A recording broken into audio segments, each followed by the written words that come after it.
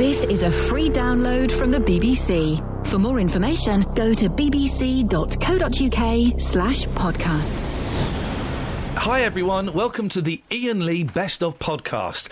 Even though it's called the Iain Lee Best of Podcast, it's not all about me, although it is. It's also about two little ladies I like to call my assistants. What? Catherine Boyle and Kelly Betts. Hi, mate. Hey, how's it going, girls? Yeah, good, thanks. Nice shoes, Kelly. Thanks, nice. I like your hairstyle, Catherine. Looking really boss. Are you talking to me? And I've got to say, you really both look like you've lost a lot of weight. Nice work, girls. Why is he doing that? Creep. I came back for a little bit this week. When I say a little bit, I mean literally 2 days. Because listen to my voice. Huh? Do you know what I'm saying? My voice is my tool. And if my tool isn't working, I can't give it to you. And I came back with a bang like I mean it.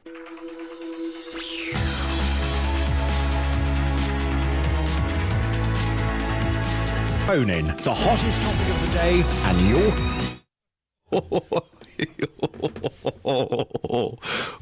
was that? What are you pressing in there? I forgot how to do the radio. Do you need me to come in there? No. Start again. Okay. Everyone, shh. Everyone. I totally ballsed it up. How does top of hour? There we go. Go. Hang on. Right. Go. Hang on. Go. Yep. Here we go. I have 1 week off, high on cough medicine and other pharmaceuticals, and I forget how to drive a desk. Now, where were we?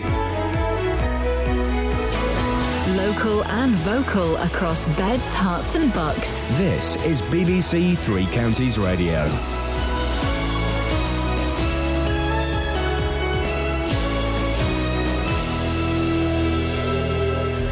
Dear listener, I kind of need you to help present the show. There's no money in it. For either of us, it turns out. 08459 455 555 if you want to waffle away. And Catherine, you're going to have to do a lot of talking. Good.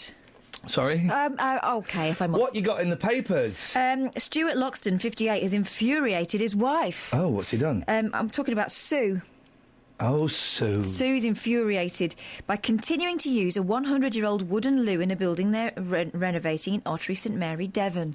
That sounds like a very, very luxury problem. Well, hang on, where's he supposed to go? In a bucket?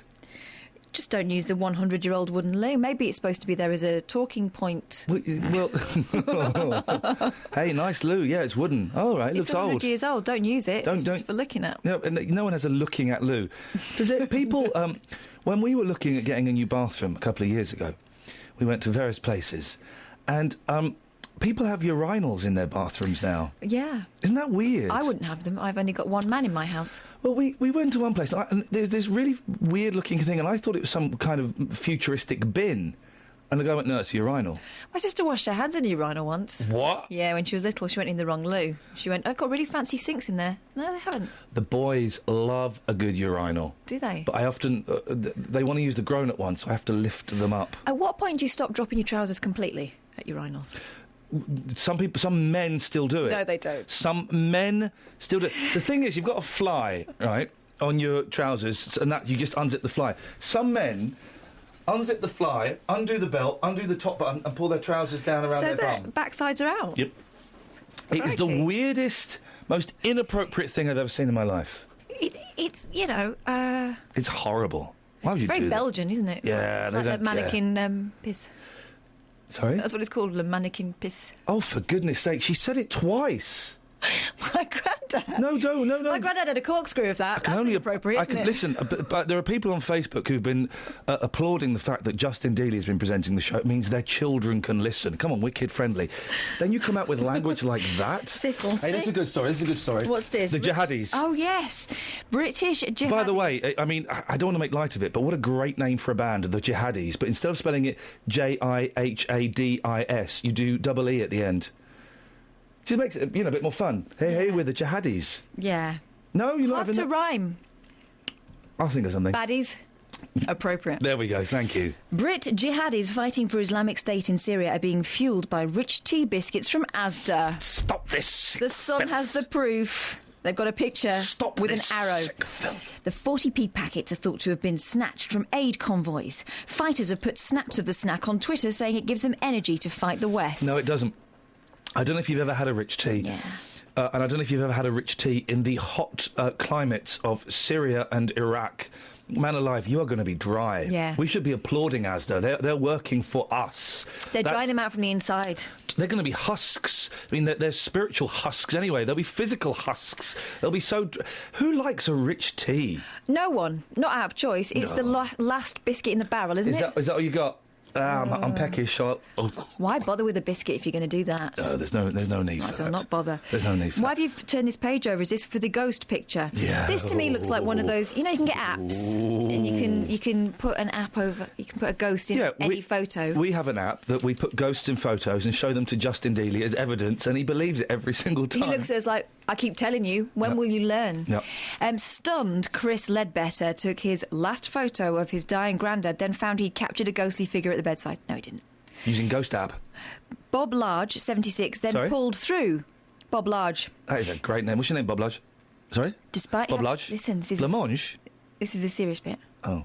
Despite having bladder cancer and kidney failure and being given just days to live, he pulled through. That's happy. Is he alive? Yes.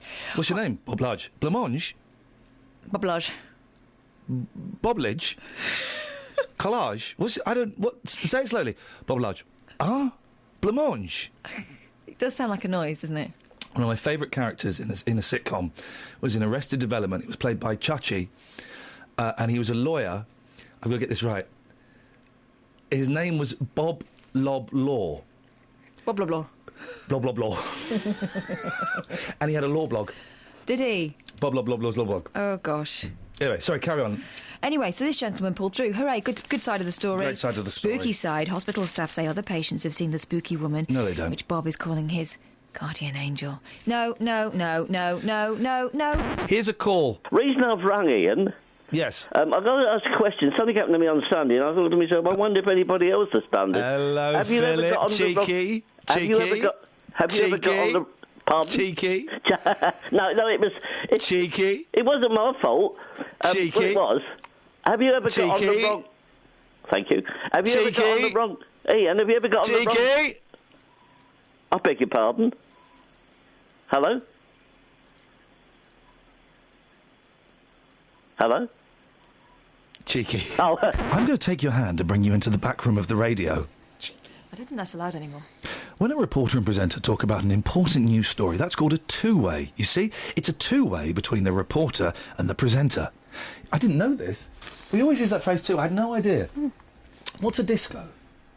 That's when you get two guests head to head. No, it's not. It's where they play loud music and have flashing lights and you dance. In your face, Boyle. If there's audio within the two-way, it's called an illustrated two-way. When presenting a two-way, as I often do on my not award-winning breakfast show, it's important to set up the story the way it deserves to be set up. So, if it's a serious story, then the tone has to be very, very serious. Like this. Pensioners living on a mobile home site in Hertford. By the way, the voice is there. The energy is there. L'énergie, as they say dans la français. The voice is kind of is certainly more vibrant than it was yesterday, but it's also still a little shy. So it might trot off at any point. If at any point you see my mouth moving and no sound coming out, you jump in and you fill that hole. Right. Can you do that? Definitely. Tufty? Elliot, thank you. Pensioners living... She looks like Elliot from E.T., I think, with her hair like that, doesn't she? Yeah. Yeah. That's the one I was going for. Yeah, thank you. Can I have an Elliot, please?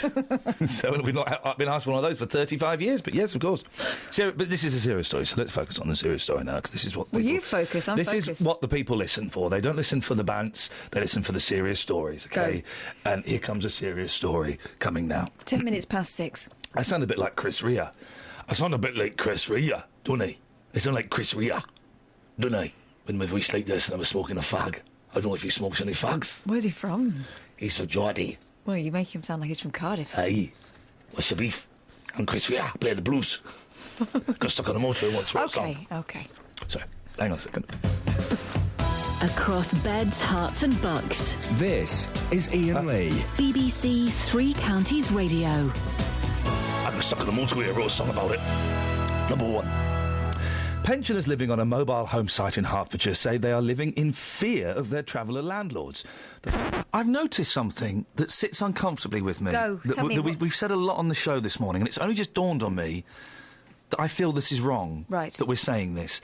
Maybe you can reassure me, maybe I will point it out to you. This is the headlines. Let me read a sentence. Now I've said it, you'll know what's wrong. You'll know what I'm talking about. First line in the headlines.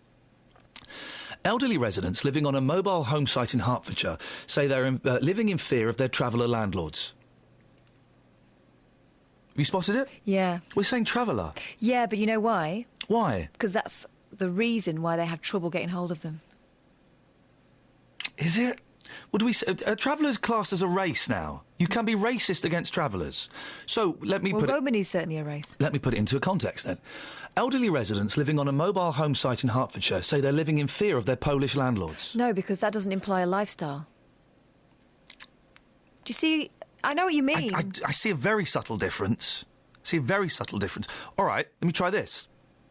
Lifestyle, you say.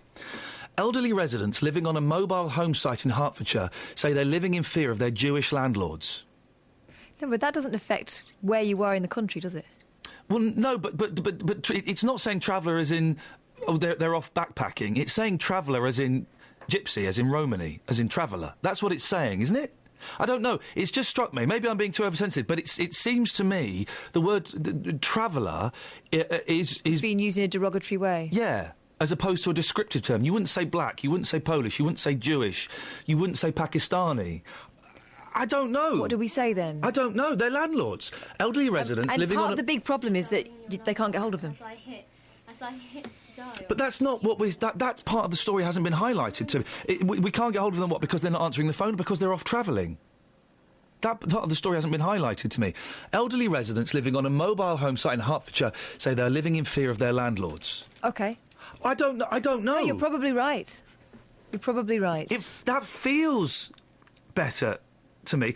Because we've not said in the story, and maybe that was the chair, we've not said in the story that they've not been able to get a hold of their landlords because they are travelling all the time. What we've said at the end of the story is, we tried all the mobile phone numbers for the owners on the notice board and left messages, but so far no response. No, I don't know. Am I being oversensitive? I'll put it out to you. Well, we're having a production meeting on air. 08459 455 555. I put it out to you, dear listener. What do you think? Is the word traveller irrelevant? Because it's hinting at something, isn't it? It is hinting... that they're less accountable. Yeah. Is what we're trying to get across, I think. I don't know. What are your genuine thoughts? Am I being an idiot? Now you've flagged it up, it does look wrong. Yeah. I just kind of, it feels wrong. Can you help me with this? I'm speaking to you now, dear listener. I don't know.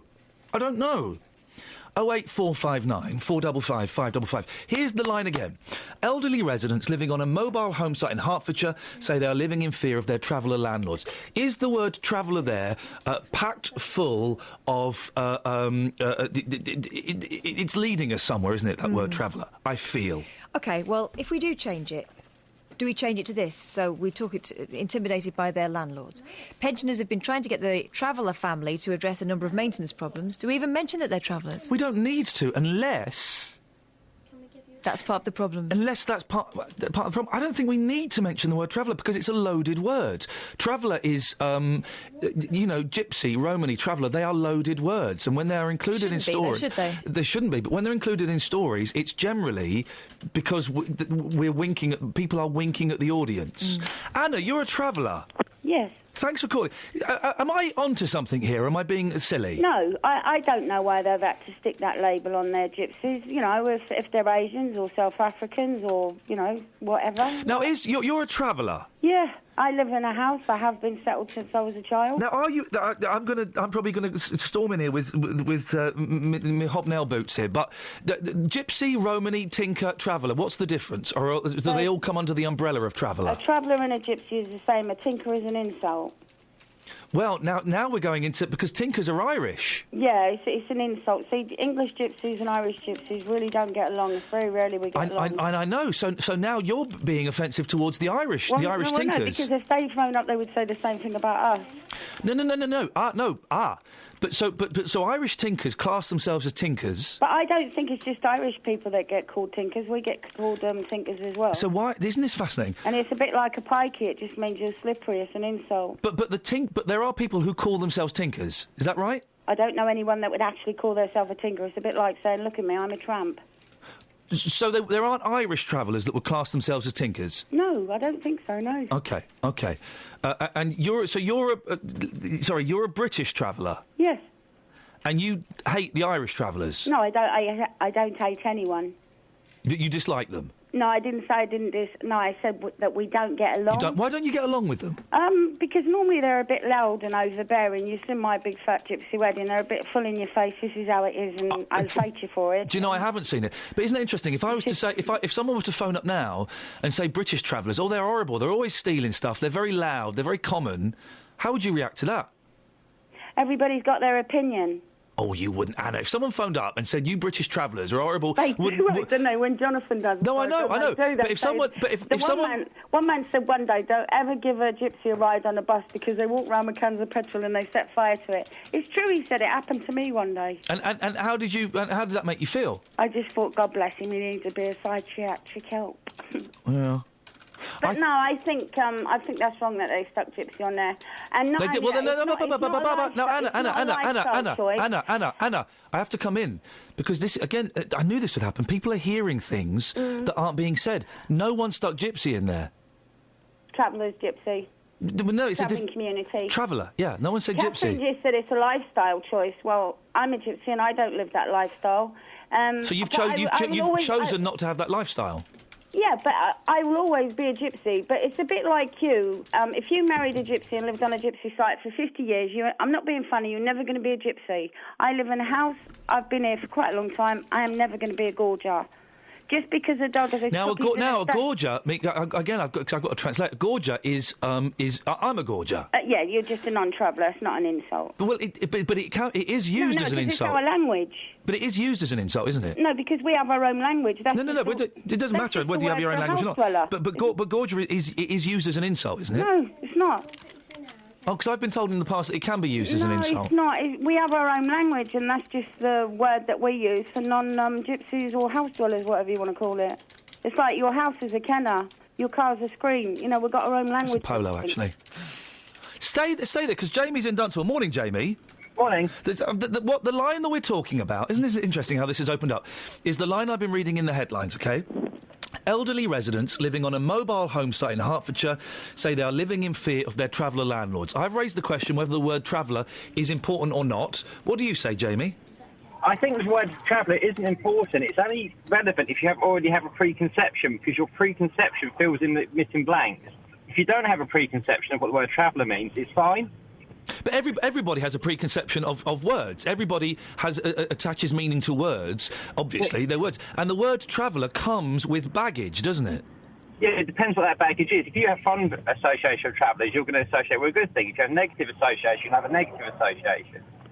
Does that make sense? It does make sense, but the most people, I would say, judging from listening to phone-ins on this radio station and reading the press, most people have negative connotations with travellers. And also, in the context of people living in fear, it feels to me that the word traveller is compounding the potential aggression and violence that's being hinted at in that sentence. Well, if people already have this preconception, then it's relevant because it's part of the story. What do you make of it, Jamie? What preconception do you have of the word? I personally, my experience of travellers is they leave a mess behind. So that's my preconception, is that there's trouble follows them. So it's an association I have. But not all travellers. You see, in our way life, we have something we call wood bugs. Like you have vagrants and tramps. We have wood bugs, and they make mess. They do horrible things. They drink a lot. They're called wood bugs. I mean, I'm yet to see a set of travellers clean up behind themselves. Oh, really? Yeah, seriously. Well, you obviously haven't seen many then, because you can't just power them all with the same. But listen, I'm just giving you my example. No, Jamie, listen, I don't want to go down this well-trodden route of travellers and gypsies and do we like them and do we want them near us and stuff like that. It's specifically about the word in this sentence. Jamie, you said you've got a negative... The story would... Is the fact that they're travellers, Jamie, relevant to this story? It is, because it depends on your connotation. Would it be relevant? Okay, would it be relevant if I said that they are living in fear of their black landlords? Because again, it depends on your connotation, doesn't it? Yeah, it does. And so would the word black be pertinent in that sentence? No, because you're describing a colour of a person. Well, you're describing a race. All right, Jewish. They are living in fear of their Jewish landlords. Yeah, but there's no negative connotations associated with that. There's nothing negative. So the word is adding extra negative impact. Yes, it is. Yeah. OK, Jamie, thank you. Here's an example of my immaturity. I can't believe I said this on the... What you're about to hear, as soon as I said it, I thought, I've crossed the line there. I've really gone up an alleyway I didn't want to go. Have a listen. In Beaconsfield, the Amersham Road is building up southbound between Longbottom Lane and London Road. And on the trains, the Circle Line... Longbottom Lane. I'm so sorry. Longbottom Lane. That's what it's called, isn't it? Like, yes, it is. But it's like Silly Willy Road or something, isn't it? Sorry, do carry on. The Circle Line has severe delays clockwise because of a signal failure at Aldgate. Samantha Breath, BBC Three Counties Radio. Longbottom Lane, Silly Willy Road. Bumhole Drive. You see what I mean? Am I being a sheep? No. So this, I imagined some big fanfare, like ba ba ba ba ba ba. And the caller of the podcast goes to Simon off of the Luton. Ba, ba. We're asking as well, would you report someone for dodging... You right, Simon? Oh, yes. Good clearing of the throat, because we're coming to you now. Sorry, I opened your fader a bit early. Sorry. The benefits story, what would you like to say? Morning, Ian. Morning. Have you got a pen handy? No, but I can pretend. OK, yes. I'd like to do my civic duty and report a benefits cheat. Oh, blimey, go on. Right, her name's Elizabeth Windsor, although I believe that's not her real name. She's actually a German immigrant. Her name's Saxe-Coburg. Her husband's Greek. Now, I've got pretty strong evidence that she lives in a huge palace, attends banquets, got a gold carriage, even a private army. I also believe her extended family are on the scam as well. It's 25 years in 2 days' time since the Berlin Wall came down. And yet here we are living in a society where people are being encouraged to behave just as they did in East Germany under the Stasi, where everyone is spying on each other and snitching on each other, etc., etc., while the people at the very top of the pile sit back and laugh their socks off at us. I'm glad you cleared your throat, Simon. You've left me speechless. That's a marvellous piece of work you've just delivered there. Thank you. Have a nice day. Thank you very much indeed. If you hear a whisper, give us a shout. Iain Lee. BBC Three Counties Radio. Right. So, I think I was sick in the night. What's the giveaway? Well, do you know what? I'm convinced I threw up in the night. I woke up at 1 o'clock with all of the feeling. Isn't the body a wonderful, wonderful invention? Thank you, God. And annoying. And Jesus. Yours is. You constantly let rip. I do not. We're sharing a train today, and boy, oh boy, I hope we're in the silent carriage. Silent but fine. Shut up. I'll be blaming it on you anyway. The body is an amazing thing. Particularly yours, Kelly. Boom, chicka, wow, wow. So, the body is... I'll do that again. The body is an amazing thing. Particularly yours, Kelly. Thanks, man. The body is an amazing thing. Particularly yours, Kelly. Thanks, man. No, because hers is so tiny and yet it all works. I woke up... I think. And I thought, I'm going to be sick. I'm going to be sick. I had that. I had the sweat... And this is my story, mate. This is I think you're hijacking my story. This is my pain. This is my grief. Because I told you I've been ill yesterday, and so now you're dreaming of me, obviously. And this is my moment. This is my perfect moment. And obviously, what's happening now is that you're making it about you. Carry on. I woke up. Okay.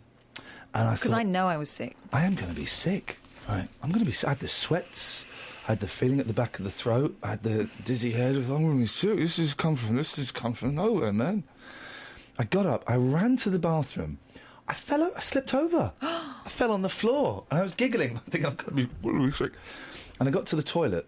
And I assumed the position. And then I really apologise. All of the people on Facebook who are disappointed I'm back, well, this is going to upset you. I swallowed it. Oh. I stayed there, nothing came, I went back to bed. So you're not as ill as me? It was like a phantom pregnancy. So I really have suffered, but you've actually been sick. Yeah. Tell us about that. Repeatedly. No, I don't think people need to know that at Oh. 25 too. But just let's say, I'm not very well, but I'm battling I think they do need to know it because you're pulling the faces, you're doing a lot of yawns, you've dressed in mufti today. You're not making the F, mate. There's no effort coming from you. Well, and yet, yesterday I was ill, and I made a flipping good effort. Didn't dial it in. You're dialing it in. Well, you went on about it for 3 hours. Yeah. And you were talking like that. Do you want to hear the best song you're ever going to hear in your life? Yeah, but I fear it's not going to happen now. Oh. Here we go. Yeah? Wait for the horns. You ready? 1, 2, 1, 2, 3, 4! This is brilliant. So, a fella... We were talking about travellers throughout the whole show and what the word implies, the baggage that comes with the word. And a fella called up. We never actually got to his point because he was telling me how you can recognise travellers by... Well, have a listen to this. It's just a question I had. If you, for argument's sake, had some gardening work or a driveway done by a so-called traveller yes. and something went wrong... Yep. And you were telling the story to, say, friends or relatives, whatever the situation may be, would you say that you had a problem with your landscape gardener? Or would you mention that it was a traveller that done your landscape gardening? Well, first of all, I wouldn't get it done by anybody who just knocked on the door. I appreciate that, but that's not necessarily the case. No, OK. Well, how would I know they were travellers? Well, I mean, I'm sure you're a wise man. I think you can pretty much realise that once you start speaking to these gentlemen or ladies, whatever it may be, you can pretty much tell that they're from a travelling community. And I'm sure in some cases they may even tell. OK, let's assume they told you. If they don't tell me they're travellers, Peter, how would I know? Well, because you can normally tell from an accent and the way they do things. But let's go on the argument that they have told you they're from a travelling community. Would you then mention that in conversation? Well, listen, we're going to follow the left turn in the road in a second, but let's go on the right turn because I don't know if I would be able to tell they were travellers. Well, what are the telltale signs? Well, normally it's the attitudes. The attitude. And the What's a traveller's attitude?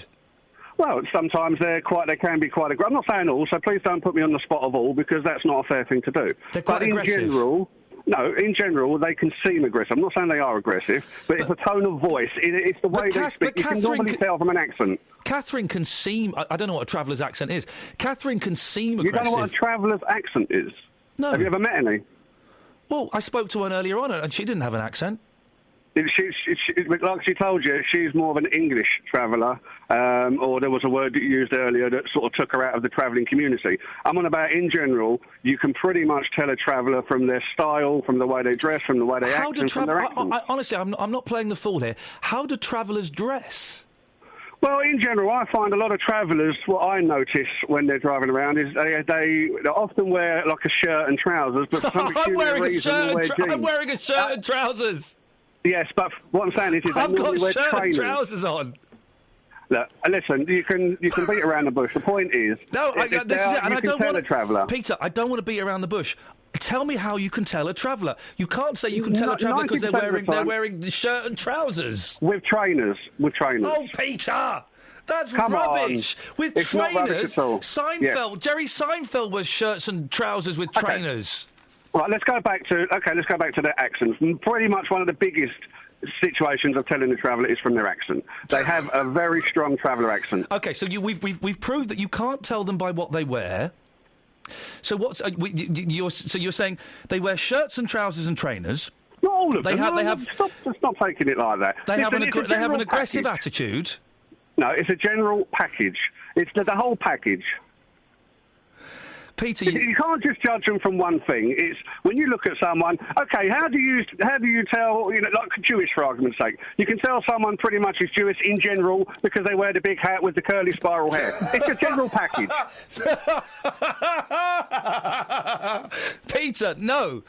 I can tell an Hasidic Jew generally because they're wearing the big hat and the curly hair. I can't tell if people are Jewish or not unless I'm getting a close look at their penis, and even then, it's not. That doesn't necessarily prove it. People think I'm Jewish, but what does that mean? Okay, so can we... Okay, so you proved I can your point. tell. I can But what tell a about black my man. point? You can tell a black man. That's fine. Yeah, So I you can't proved tell. your I point. can't tell Jewish people. I can't tell travellers. Okay. Okay, you've won your point, and you assume that you can't tell a traveller. Thank you very much indeed. Okay. You can tell Jewish people they've got the black hats and the curly hair. Wow, I know a number of Jewish people. I should tell them they're dressing wrong. Scott's tweeted, this bloke is hanging himself quite brilliantly. But the travellers? How do you tell a traveller? They're quite aggressive. I shouldn't laugh. And they wear shirts and jeans with trainers. Oh. That's all of my mates. That's what everyone wore in the 1990s. We tried a experiment this week. You have trouble getting up in the morning, don't you, Yeah, Catherine? I do. I can't think why. There's a great app. You can't get it on... where did I put it? It's in one of the posh papers. You can't get it on iPhone, but you can get it on your phone. Okay. Get my phone, not iPhone. It's a wake-up call, right? So you say you want a wake-up call at 3:30 in the morning. Yes. And someone phones you up. Oh, I can't be doing with you. But like a random person, right? It's called Wakey. And basically, anyone from anywhere in the world, they don't get your phone number, but anyone from anywhere in the world can then wake you up at the time. And loads of them are coming from Russia. I want to do it, though. Well, you can do it. I want to be the person that... You can do it. You sign up for it. We do it as a team. Woke up to a thick Russian accent telling me he loves me, said one. Another said, the other day I got woken up by a very drunk-sounding Russian guy, apparently in a loud bar. He didn't know how to say anything other than wake up in English. What's it called? Wakey. But I think you can then hear the other people that you're waking up. One user wrote on the internet, I think I just ended a relationship. Woke 2 people up. The first was cool, said, I'm awake, thanks. The second, not so cool. I could hear a man and a woman, and when she realised I could hear them too, she started freaking out on the guy. I tried to explain, but the 1-minute timer was up. This sounds brilliant. I want that. Get that app. We're going to wake some people up. We'll wake some people up later on, shall we? We'll have some of that. Feeling chesty. Oh, get Kelly to rub it for you. Oh, Colin, please. Well... You can't do that stuff at the BBC anymore. Oh. Don't. No. Zip. No. Zip. Zip. Stop it. Yeah. Hey. Anyway, being woken up. Yes, sir. You're waking up stories. 08459 455 555. Call me now. Many years ago, I used to be on night duty, and Mum would wake me up at about... Were you a male hooker? No. I was a telephonist. All right. For a hooking agency? No. Firstly, for a large North London hospital. Oh, cheeky. The Whittington? And no, North Middlesex. Okay. And secondly, for... You're literally on to save my voice. Yeah. That's and it. secondly, for local police station. All right, yeah. Anyway, when my sister and her little baby came round... Hang on a second. Kath's about to wake an Italian. I'm looking for sleepers. Right, OK. Colin, carry on. But if Catherine finds any sleepers, I will have to interrupt you. We want to hear her wake up someone. Oh, yes. Of course. You understand how it works. Of course I do. Of course you do, Cole. Anyway, what used to happen was I used to be woken up by this baby crawling all over me and giving me slobbery kisses. Sorry? That's what my sister used to put the baby... Being woken up by children is the worst form of torture in the world. They should send a load of kids to Guantanamo Bay and wake up those criminals. That'll get them confessing. I hope your wife isn't listening. She doesn't. Oh, just as well then, isn't it? Isn't it just? So you've been taking lots of those lozenges and... I've been sucking on a lot of things over the last week, Colin, and it's done me very, very little good. Have we found someone to wake up yet, Catherine? Oh, hang on. I might have. Really? Who? Hang on. What details is it? Put it on speakerphone. Hang on. This is the most exciting thing ever. Catherine's going to wake up a random person. I can't. Hello, good morning. Wake up. Wake up now. Embrace the day. It's going to be great. You're looking fine. You smell great. Come on, let's do this. Can you hear them? Can't hear them. You just faked it, didn't you? Could you put them on speakerphone? Can't. Oh. I think this may be something we have to play with off air. Someone's really confused somewhere in the world. Yeah, you. I'm looking at that confused person. It's you. They're still there. Talk to them. What if I sign up as a person that needs to be woken up and then you ring me? This is getting so This has all gone wrong. Where's she going? She's off. Oh, she's... What's her beef? I don't know. I hope she doesn't pop into my... Someone else, you could do it. No, there's only 50 seconds. Hello? Time to wake up, man. Hey, man. Wake up! For goodness sakes! Right, OK, right, hang on. We're going to end the call. We'll go back to the app. We're going to find someone. This is exciting radio, isn't it, guys? Isn't it? Oh, I'm not going to phone that guy up. He's got a really rude name. Shania Twain. Oh, should we wake Shania Twain up? Wake up, sleepy. Hello? Oh. Right, I'll tell you what we'll do. We'll do the radio show. It's rubbish, isn't it? It is a little bit rubbish. Oh, what a shame. You do the talking, I'm going to wake up someone. Maybe you're listening to this programme now and someone next to you needs waking up. Give us a call, 08459 455 555, and we'll do it on air. How about that? You need to talk a bit longer. That number again, 08459 455 555. It's rubbish. Yeah, well, I think we've been sold a pup. Yeah. Well, that's certainly added to the death of this radio show. Someone else. Sorry? Ring it someone else. Yeah, Stop. I said it to ring someone else. Stop. Your wake-up stories, please. 08459 455 555. And in case you missed the phone number there... One time I woke up next to a dead spider. Whoa! I'm glad that sentence ended with spider. I thought it was going to be man. That would have been awful. Do you know the experiment that we're referring to? I don't know what experiment you're talking about. It was rubbish. The wakey. When we tried to wake someone up on air. You put that in the podcast. I could take it out. I'm sorry you had to... No, keep it in. Because it shows them that I'm not perfect. And even I make mistakes. It also shows that you were only here for 2 days and I need to add up the content. And by the way, I'm not here on Friday because Catherine and I are going to the Gillards Awards. And you are now listening to the Best Breakfast Show and the Presenter of the Year. And you're listening to the Best Breakfast Show, although we didn't win Presenter of the Year.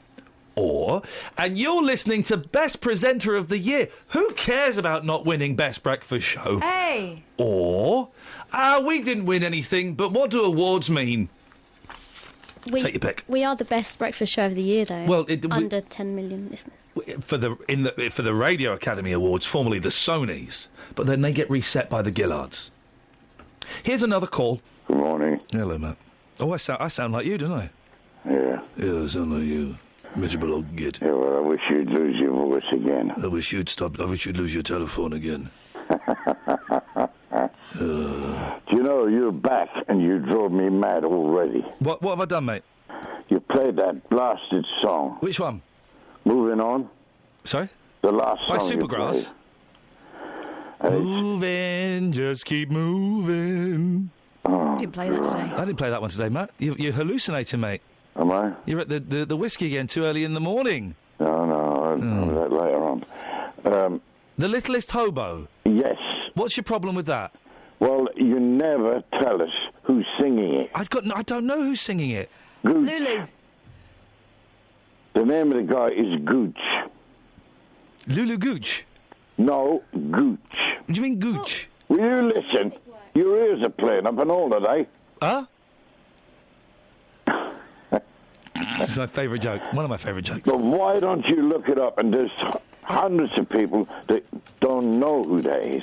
Just, if you're going to play a song, tell us who is singing it. But Matt, you know who's singing it. Yeah, but I may know, but lots of other people don't know. Well, why don't you tell them then? You see, Jonathan wouldn't do that. Most people don't care. Terry Wogan wouldn't do that. Oh, for goodness sakes. Chris Evans wouldn't do that. Oh, for goodness sake. Okay, well, I'm why? going back to Radio 2. Ta-da. Not half. What happened to her? Who got her knickers in a twist? I don't know. Littlest Hobo, apparently. Yeah, littlest something, yeah. 08459 455 555 is the telephone number if you... any idea what she was banging on about? Paul Scoins has got visual aids. Oh, God. He's really? taken them They can treat that now, can't they? He's taken them to the streets. What? Cue next item. Oh, do I have to read? Have I got stuff to read? Yeah, read the next thing. And play the next thing. Okay. It's Paul Scoins' package. Can you read it for me? I can't be bothered. Really? I've written it for you, though, in your voice. You do it in my voice. Scotland's been given more power following the... Oh, mate, I'm not David Essex. I can't do Southern. Scotland's been given more power following their referendum. Oh, mate, I'm not... Oh, mate. Oh, mate. Oh, mate. Hey, I'm not... Don't do that. This is actually me trying to speak in a high register. It comes out like this. This is what I'm doing in all the time. I'll read it properly. Everyone shush. Scotland's been given more power following their referendum. She don't mind, does she? I've got no higher register. Talking about politics. Do low. I can do low. Ooh. There's no regrets. I've been able to do a brilliant Scott Walker. I've been a bit obsessed with Scott Walker. I bet you can do a good Boy George. There's no regrets, no way goodbye.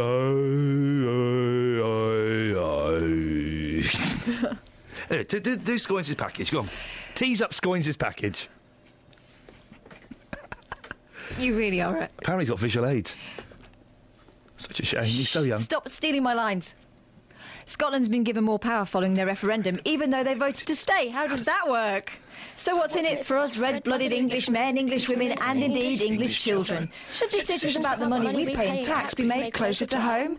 Our political reporter Paul Scoins has taken these 3 questions onto the streets of Hemel, home of the Big Tour, and answered them with the help of visual aids, like this.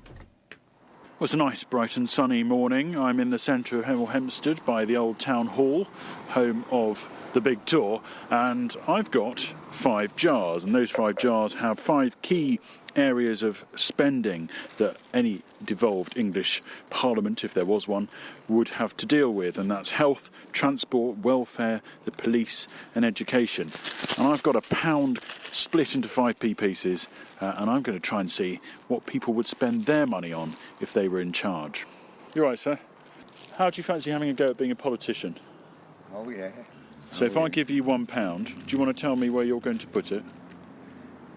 So you're going to put them all into health? Yeah. So they've all gone in there. So what about transport and the police and everything else? Oh, yeah, well, police, yeah. So education. Yeah, exactly. Do you want any of that? Do you want to put any of your... You're in charge of the budget. Oh, yeah. So you've just put it all into health? I've got a bit of headache this morning. Well, I'd put some in the police. OK. They do a good job. OK. They're not just there to nick you, are they? Well, I don't know. Sorry to bother you. I wondered if you wanted to play at being a politician. Bit of health. Transport. No one's put anything in there. Do you want me to have a go? Go on. Okay. I'm going to, for various reasons, I'm going to put the remainder, so I'm going to go top heavy into welfare, because the cuts currently are affecting very, very vulnerable people, both adults, particularly with dementia increasing. I was thinking of older people. It's being left to families to actually care for vulnerable people. What do you think about the idea of putting that sort of control into a local government, maybe even an English Parliament? I think we should be more devolved. Because I do not see why we're the only government or the only country that doesn't have that. But what concerns me is too much power going to local government, because again it will depend who's actually running local government. So that concerns me slightly. That it's just another tier of bureaucracy. It is, indeed. I'd probably like to see it more at local level as well. Like worry it's just more politicians. Yeah, I mean, at the moment, I know the importance of things like the Meals on Wheels and that sort of stuff that I would like to see more money go into, because at the end of the day, they're the people who need the most support and probably aren't getting it. And for people like that, they need the support and they need extra help, really. Otherwise, their lives are miserable.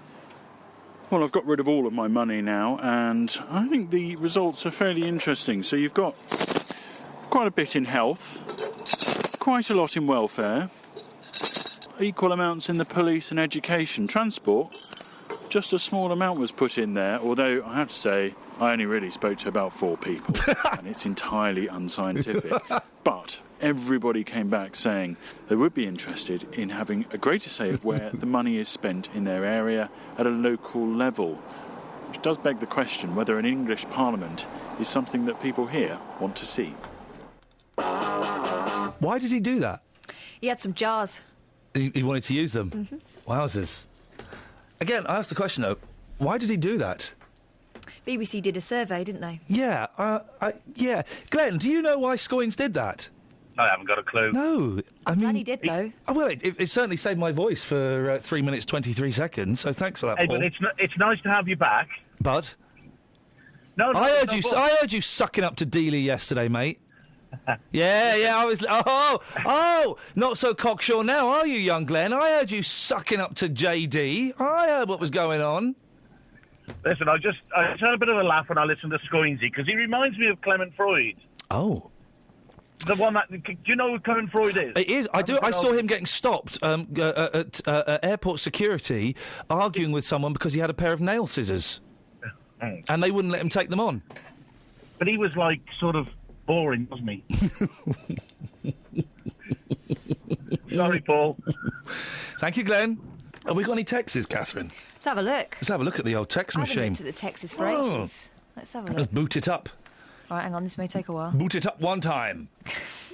I think that's still a phrase, isn't it? Yeah, Do we still sure. boot up computers? Yeah. No one boots up anymore. You reboot. I tell you what they should invent. When you're connecting to the internet, they should make it do the 56k dial-up noise. Just as a reminder. Just as a reminder, when you click on Internet Explorer. I like that noise. Yeah, and when you press play on a CD, it should do the crackle of a record. Just as a reminder. Just as a reminder. What would you like to be reminded of?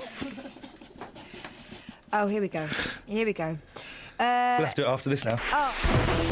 When it does, you know that I will be there. Oh, I've got shivers. Sex Pistols and I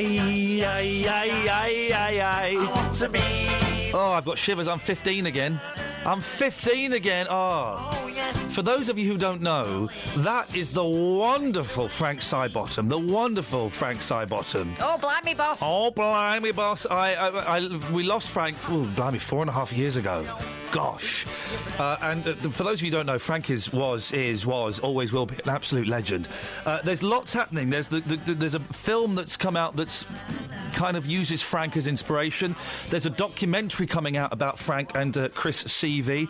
There's also, at last, out today, there's a book about Frank and Chris written by Mick Middles. Good morning, Mick. Good morning. What a joy to play that on the radio. It's good to hear quality music on the radio again. 15-year-old me. If you'd have told me when I was 15 I'd be playing this stuff on the radio, I wouldn't have believed you. Mick, you've written a book about Frank and about Chris. Chris, yes. It comes out today. You can get it on electronic book. But it's a proper book today, isn't it? It's a proper book today, yes. It came out earlier in the year, an electronic book. It's like a cleaned-up version, this. I can't be doing with the electronic books. I want paper, I want covers. Yeah, you've got to have comic. You've got to be able to smell them, haven't you, really? You've got to smell... Why have you written a book about Chris CV and Frank Sidebottom? Always wanted to, from years back. In fact, I even spoke with Chris about it, 20 years ago, but because it was a unique story. I can't think of anything else in the annals of show business that is anything like Frank Sidebottom and Chris. It's nuts. I mean, I got introduced to Frank Sidebottom when I was 13, 14 years old at school. My friend Malcolm brought in some 12-inch extended play records, and it was just the most... this bloke with a massive head singing in a nasal voice. He's got a ventriloquist puppet that's sometimes sentient, that sometimes isn't. It's insane. Yes, absolutely, yes. And the reality was even more insane, to be honest. The relationship between Chris and Frank was endlessly fascinating. You know, they hated each other, really. Did they hate each other? Yeah, well, Frank used to get on Chris's nerves. And, the really situation, if you rang Chris and Frank would answer the phone, you'd have to get Frank to go and get Chris. And you'd go, and they'd be arguing in the background. You could hear them arguing, I'm not going, and then Chris would come and go, he's really getting on my nerves today, Which, I think, if you're doing that for 20 years, it starts to get to you a bit. Because I've had the great pleasure of working with Frank quite a few times, and again, it was like meeting the Beatles for me. Once the head was on... Yeah, Chris disappeared. Chris was gone. Completely went, didn't he? It was a very strange sensation, that, wasn't it? Although I must admit, the last time I worked with Frank, both Chris and Frank got really, really drunk, and Frank was supposed to do a 20-minute set. Yeah, he did an hour in front of 36 people. He was completely legless, and backstage I had the great pleasure of Frank Sidebottom swearing at me. It was wonderful. I mean, he did imbibe a bit. I think, again, I think that was part of Frank getting to Chris, really, and he's the only way he can get by, you know. He divided people, because my sister hates Frank Sidebottom with a passion. Yeah. People either loved it or just hated it and didn't get it. Why was that, do you think? Yeah, I think that's very true. I don't know the reason. I mean, my theory about Frank is that he takes you back to, you just mentioned then about you were 15 again, he takes you back to earlier than that, I think. He takes you back to a 13-year-old state before sex and tax and work and all that sort of thing, and people feel comfortable with him. Some people feel comfortable with him, but it is a sort of person that likes Frank, it has to be said. A lot of sort of nice, nerdy people. Do you know what? You're right. That sums up a Frank Sidebottom. They're all slightly gentle, geeky people.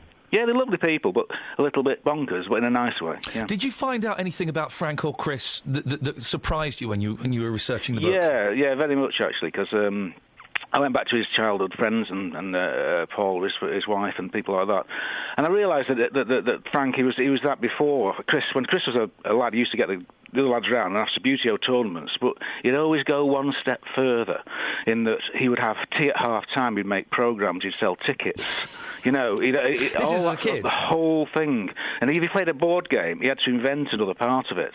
His whole life was doing this, you know. And the first time I met them, I reviewed them for Sounds about 1978, the Freshies. The Freshies was his kind of a serious pop band, wasn't it? That's right. And about 3 days later, a huge parcel arrived at my house. His parents' house it was, brand new house. Didn't know what it was. I ripped it open, and 1 million polystyrene balls flit across the room, and we were still tidying those polystyrene balls 5 years later. You know, should have seen the signs there, shouldn't I? Really? Is it true? One of the great stories I've heard, and I don't know if this is because I've heard lots of myths, that his wife gave him the money to go and pay the gas bill, and he came back with a ZX Spectrum. Yeah. And he said, we're going to make our money on this, I'm going to write computer games. Yes, that is true. Wow. In fact, that happened all the time. Various managers couldn't give him any money. Like, they couldn't say, that's to pay your tax with, because he'd go and buy Thunderbirds kits with it.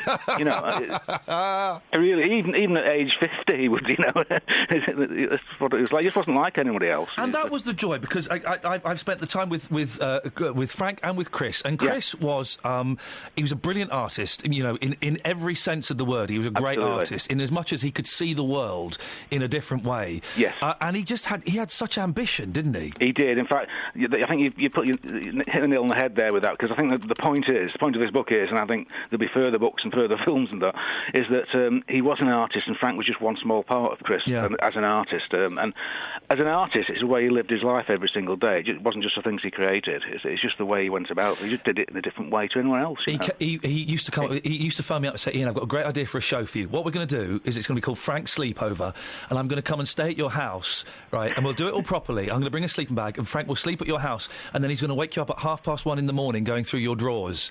And that was his idea for a show. Yeah. And he was constantly coming up with ideas like that. He did stuff like that, yeah. He did a test card all night once, you know. Oh, he did? A live test card, yeah. Listen, the book is Frank Sidebottom, Out of His Head, the authorised biography of Chris Seavey. You can get it on Kindle. It's now out on proper book, isn't it? Yeah, it is indeed. Out today. And you can get it on out. I've literally just ordered it, Mick. Yeah. Listen, thank you so much for doing it. A pleasure. I miss Chris terribly, and I'm really looking forward to getting my hands on this. Best of luck. OK, thanks very much. Mick, thank you very much indeed. Well, let's end with a little bit of zoo scrapbook, shall we? Oh, what you doing? What's it look like I'm doing? Cutting this out. What are you cutting that out for? Oh, I've got a picture of a rhino.